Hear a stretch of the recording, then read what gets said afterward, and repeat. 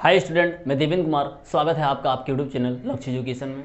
आज हम जो लोग लेकर के आए हैं वो एनसीईआरटी साइंस के chapter number first chemical reactions and equation को आज पढ़ने वाले हैं। ठीक है, फिर हम लोग अभी तक जो हम लोगों ने मैथ के क्लासेस को स्टार्ट किया था उसमें हम लोग बहुत ही अच्छे तरीके से पढ़ रहे हैं और आज जो देखेंगे वो साइंस के चैप्टर को देखेंगे।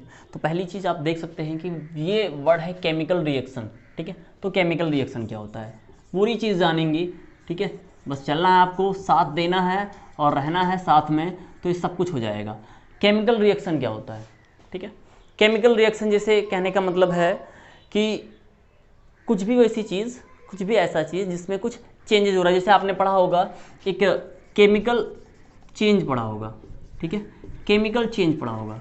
तो केमिकल चेंज में क्या होता था कि केमिकल चेंज जो होता था वो क्या बनाता था, new substance are formed, new substance are formed. ठीक है, नया सब्सटेंस जो है वो बनता था। क्या होता था उसमें विद, ठीक है, डिफरेंट प्रॉपर्टी। जो पहले हम रिएक्टेंट रहते थे जिससे मिला करके हमने बनाया है, ठीक है, उससे वो डिफरेंट प्रॉपर्टी के साथ में, ठीक है, वो रहते थे। ठीक, ये चीज़ें हमारी थी केमिकल चेंज जो हम लोग करते थे। केमिकल चेंज होता था, जैसे कहने की बात कर लें, केमिकल चेंज की बात कर लें तो बर्निंग ऑफ कैंडल। ठीक है, बर्निंग ऑफ कैंडल, ये हम लोगों ने क्लास 9th में पढ़ा होगा, केमिकल चेंज के बारे में पढ़ा होगा। वही केमिकल चेंज की बातें यहाँ पर भी की जा रही है। ठीक है, केमिकल चेंज का वही बातें यहाँ की भी कि हम लोग करेंगे, देखेंगे, समझेंगे। ठीक है, तो केमिकल चेंज जो पढ़ा वो उसमें 9th में पढ़ा होगा, केमिकल रिएक्शंस, न्यू सब्सटेंस और formed, chemical change. Same process यहाँ भी है। ये एक प्रोसेस होता है, ठीक है, the process in which new substance with different property are formed। यानी यही चीज हम कहते हैं कि केमिकल चेंज जो हमारा होता है वो एक केमिकल रिएक्शन होता है। रिएक्शन का मतलब देखिए, रिएक्शन हम कह रहे हैं, रिएक्शंस का यहाँ मतलब क्या हो जाएगा, जैसे आप देख लें, एक्शन जब होता है तो उसी के बाद में तो रिएक्शन होगा।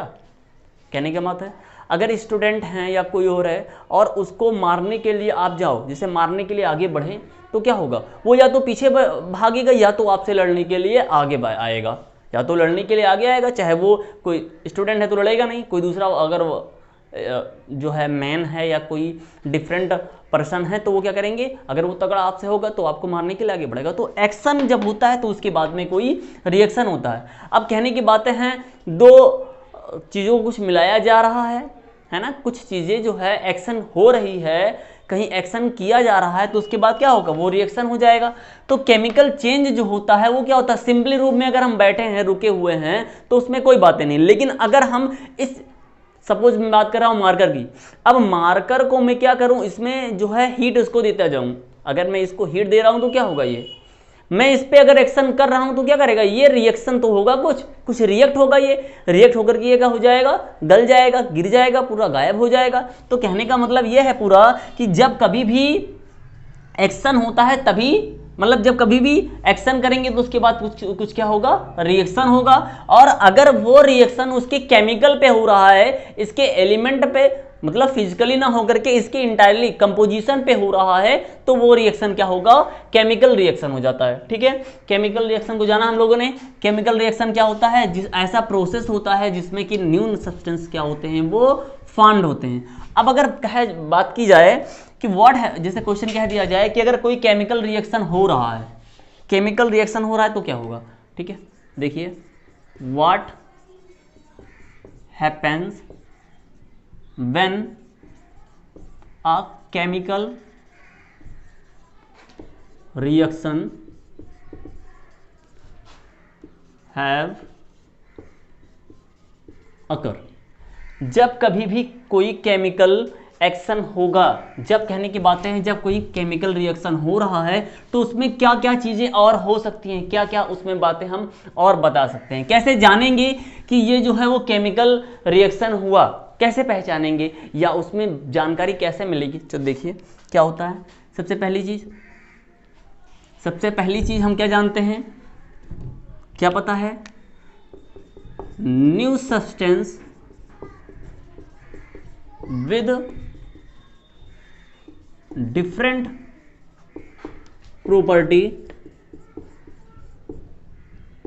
Properties are formed. ऊपर ही पढ़ा है कि जब कभी भी कोई केमिकल रिएक्शन होता है तो उसमें क्या होगा, एक अलग प्रकार की प्रॉपर्टी के साथ एक नया सब्सटेंस बन जाता है। दूसरी चीज और क्या हो सकता है, और कैसे पहचानेंगे, चेंज इन स्टेट। पहले क्या चेंज हो सकता है, उसके स्टेट में चेंज हो सकता है।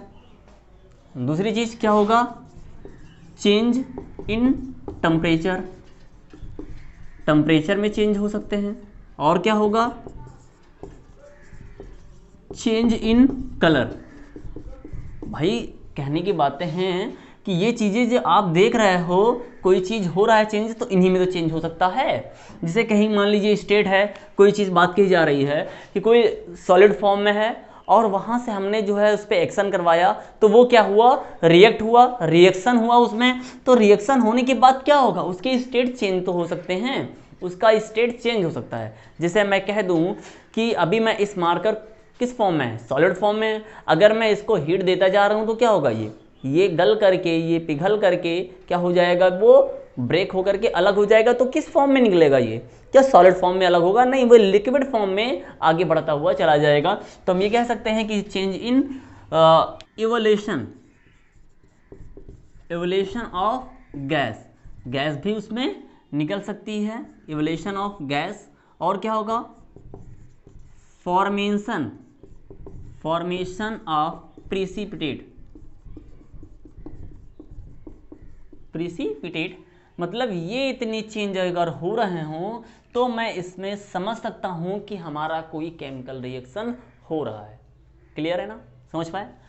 केमिकल रिएक्शन हम तभी जानते हैं जब ये पहचानते हैं कि उसमें चेंज क्या हो रहा है। मतलब केमिकल चेंज ही केमिकल रिएक्शन होता है। उसमें हम जो है इतनी चीज़ें पढ़ चुके। क्लियर है ना। अब जब कभी भी रिएक्शन होगा, एक बात है, जब कभी भी रिएक्शन होगा तो देखो, केमिकल रिएक्शन अगर हो रहा है, मैं कह रहा हूँ कि केमिकल रिएक्शन हमारा ये हैपन हुआ, तो केमिकल रिएक्शन होने के बाद में इसको कुछ फॉर्म में लिखा भी तो जा सकता है, कुछ फॉर्म में लिखा जा सकता है। जैसे मैं कह दूं, मैं यहाँ कह रहा हूँ मैग्नीशियम, या थोड़ा और शॉर्ट फॉर्म में कर लें। जैसे कहने का मतलब है कोई दो एलिमेंट लिया गया, मान लीजिए कोई M1 एक एलिमेंट लिया गया और इसको हमने रिएक्ट करवाया किससे, M2 से, तो कुछ बन के तो देगा, कुछ होगा तो इसमें M3 बनेगा। यानी कुल चीज़ें हम क्या समझ पाए, सभी चीज़ें हम ये समझ पाए कि हमारा जो केमिकल रिएक्शन है वो क्या हो सकता है, उसी को हम केमिकल इक्वेशन कहेंगे जब वो किसी फॉर्म में लिखा होगा। ठीक है, केमिकल इक्वेशन कहा जाएगा जब वो किसी फॉर्म में लिखा गया हो, किसी, कहने का मतलब है किसी फॉर्म में, सिंबल या वर्ड के फॉर्म में कुछ लिखा हो। एक तरीके से ये कह सकते हैं कि हमारे ये कंपाउंड होते हैं और इन कंपाउंड्स को जो है वो किसी, ये रिएक्टेंट हैं और ये क्या बन जाएगा, प्रोडक्ट बन जाएगा। तो इस फॉर्म में लिखा होता है तो हम उसको केमिकल इक्वेशन कहते हैं। आइए उसको भी देख लेते हैं। तो स्टूडेंट अगर देखें केमिकल इक्वेशन, अब देखें, the method of representing a chemical reaction by the symbols of elements and फॉर्मूले ऑफ कंपाउंड इन्वॉल्व इट। जैसे कहने का मतलब मैंने अभी आपको बताया कि M1 प्लस M2 जो है वो M3 बन जाए। यहाँ कहने का मतलब ये क्या है, ऐसा मेथड, ऐसा प्रोसेस, एक तरीके से क्या है, ये प्रोसेस है जिस प्रोसेस में क्या होता है कि जो हमारे कंपाउंड होते हैं, ये हमारे कंपाउंड हो सकते हैं, ठीक है, या वैसे ही कंपाउंड के रूप में, आयन के रूप में लिखे होंगे, तो इनको जो होगा उनको सिंबल के फॉर्म में लिखे हो सकता है वो सिंबल आपका वर्ड के रूप में हो। क्योंकि दो तरीके से आपको माना जाता है, एक तो वर्ड फॉर्मेशन होता है वर्ड तरीके से, और दूसरा आपका सूत्र के तरीके से, फार्मूले के तरीके से। तो चाहे वो सिंबल के रूप में या फार्मूले के रूप में लिखे होते हैं, ये क्या होते हैं, हमारे केमिकल इक्वेशन होंगे। इस तरीके से अगर लिखा हो तो ये हमारे केमिकल इक्वेशन हो जाएगा। ओके, जैसे हम कह लें, हम ले रहे हैं, ठीक है, magnesium plus oxygen, magnesium plus oxygen क्या बन जाता है, भाई अगर हम मैग्नीशियम को जो है वो क्या करते हैं, मैग्नीशियम को जलाते हैं, ठीक है, ऑक्सीजन की उपस्थिति में, तो क्या होता है, वो मैग्नीशियम क्या बन जाता है, मैग्नीशियम ऑक्साइड।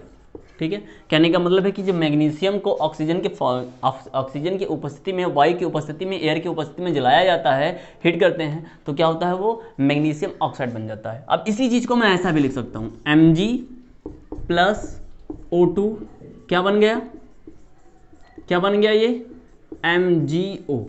आप यहां से देखें कि हमने इसको दो तरीके से लिखा गया है, दो मेथड से लिखा गया है।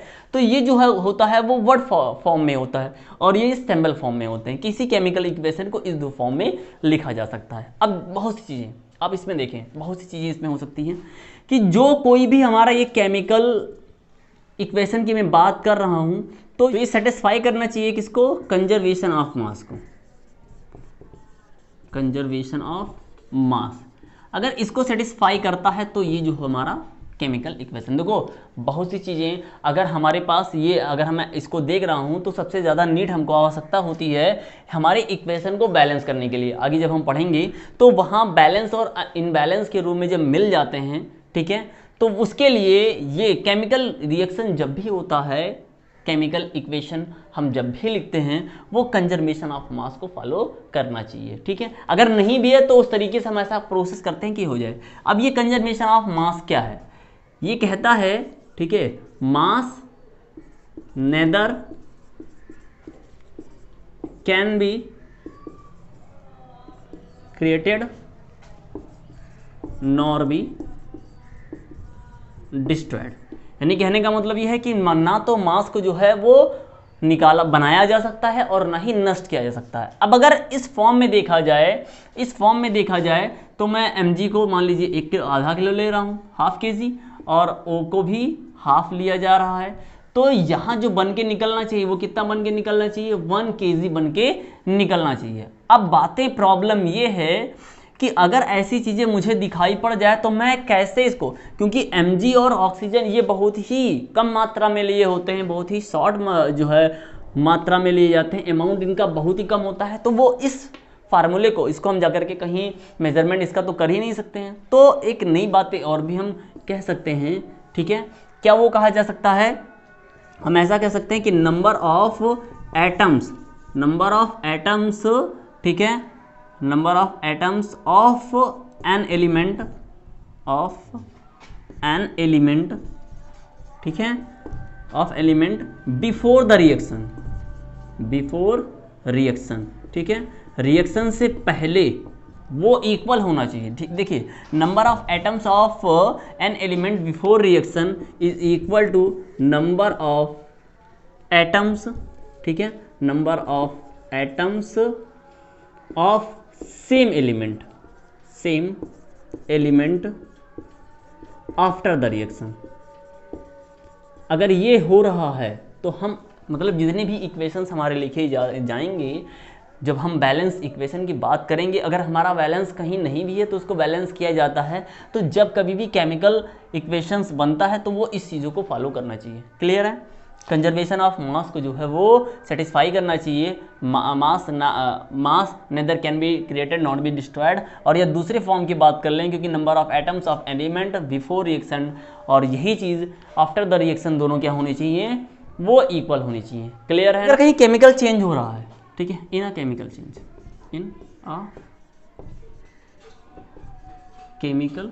चेंज, बातें की जा रही है कि केमिकल चेंज नहीं, केमिकल इक्वेशन की बात कर लो, हाँ, चाहे चेंज करिए चाहे इक्वेशन की, लेकिन मैं इक्वेशन की बात कर रहा हूँ कि मेरे पास क्या होनी चाहिए, किस फॉर्म में।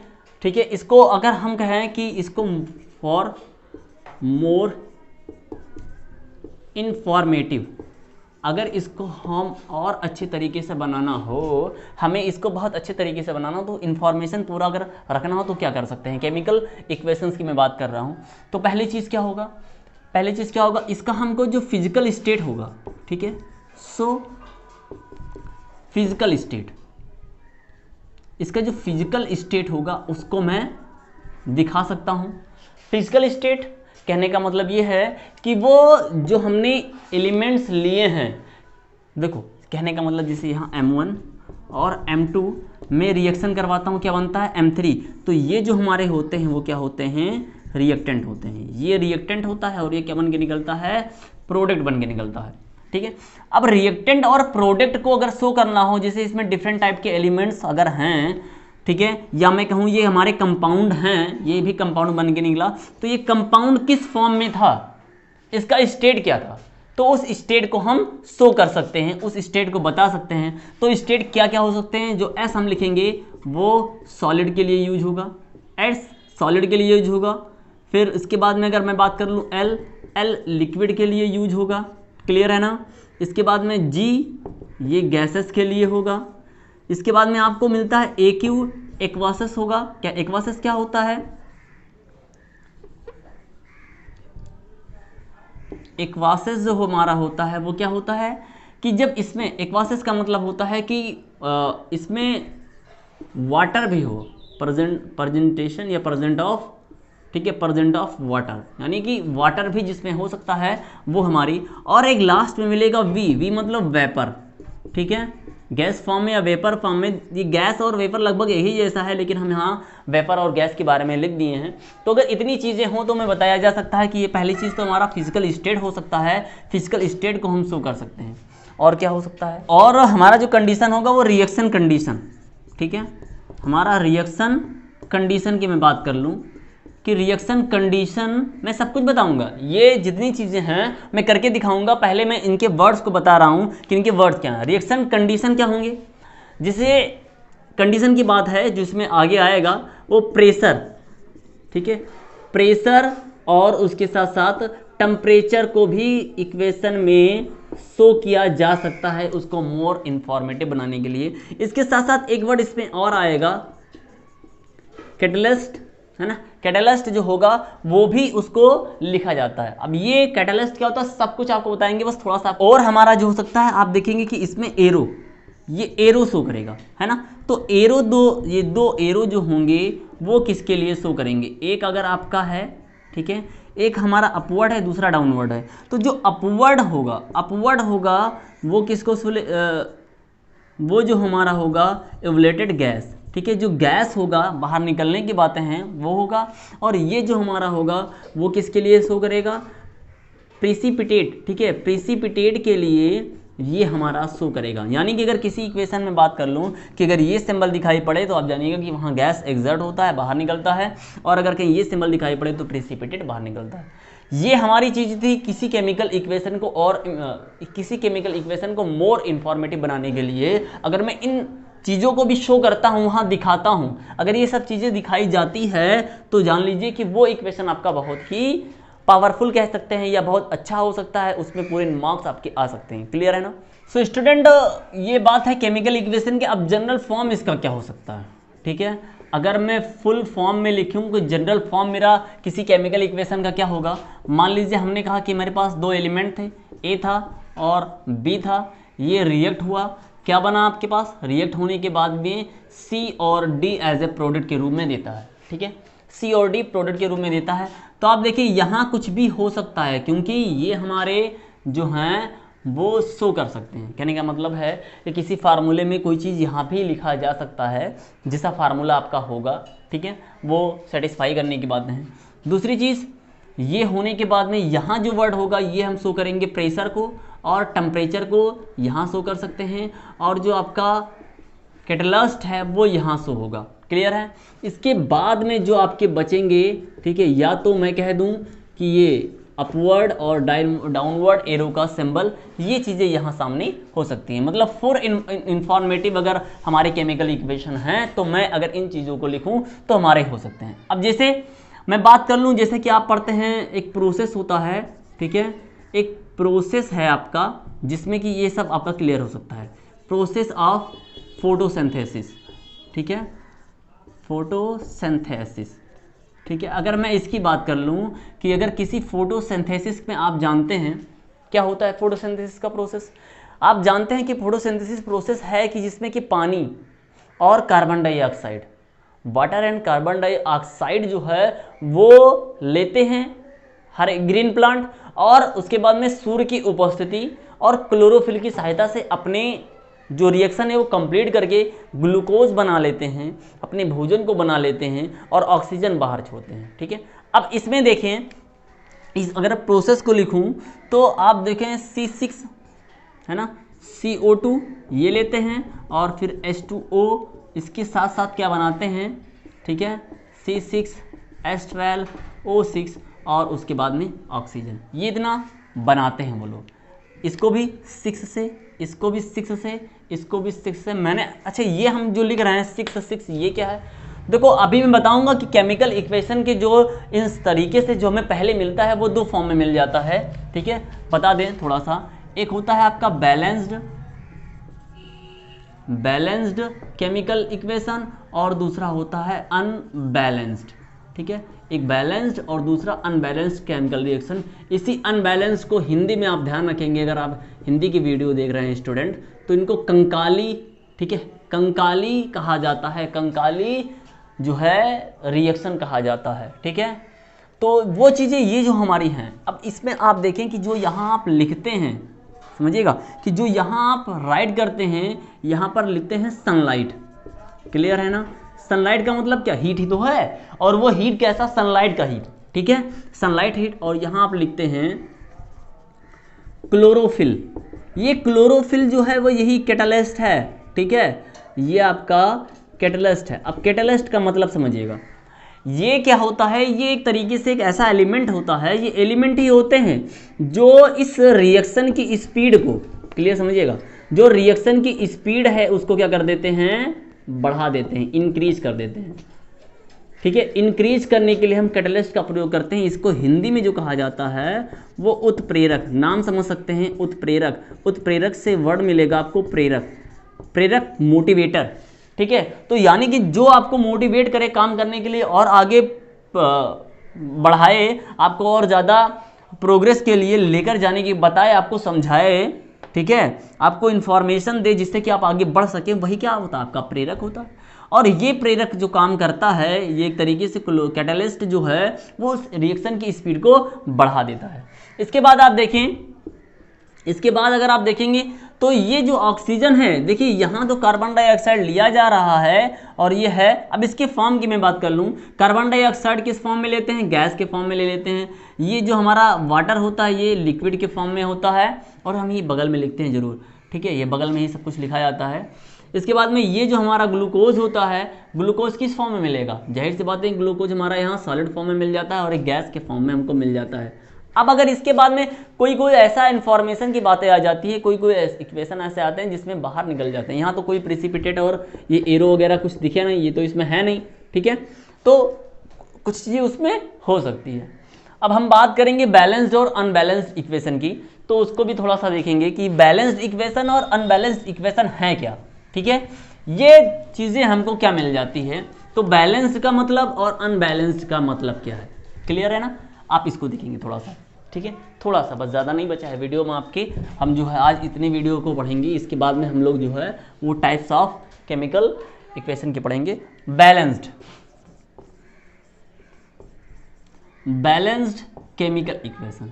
अब बैलेंस्ड केमिकल इक्वेशन का मतलब क्या है, ठीक है, एक आपके पास एक ऐसा इक्वेशन हो, ठीक है, आपके पास जो इक्वेशन हो उस इक्वेशन में, ठीक है, उस इक्वेशन में देखिए बोथ साइड, ठीक है, किस साइड, बोथ साइड। अब आप कहेंगे बोथ साइड, जैसे कि अगर मैं बात कर लूँ Mg प्लस O2, ठीक है, MgO, ठीक है, यहाँ आप ध्यान रखेंगे कि बैलेंस्ड इक्वेशन जो होता है वही आपका conservation of mass, conservation of law of conservation of mass, ठीक है, law of conservation of mass, इसको जो है वो फॉलो करता है। ठीक है, और अनबैलेंस्ड इक्वेशन ऐसा नहीं कर पाता है, ये जो फॉलो करता है वो बैलेंस्ड इक्वेशन ही होता है। यानी कि अगर कहीं बैलेंस्ड इक्वेशन है तो ये इसको होना चाहिए। ठीक है, कोई इक्वेशन बनाए वो इस फॉर्म में आना चाहिए।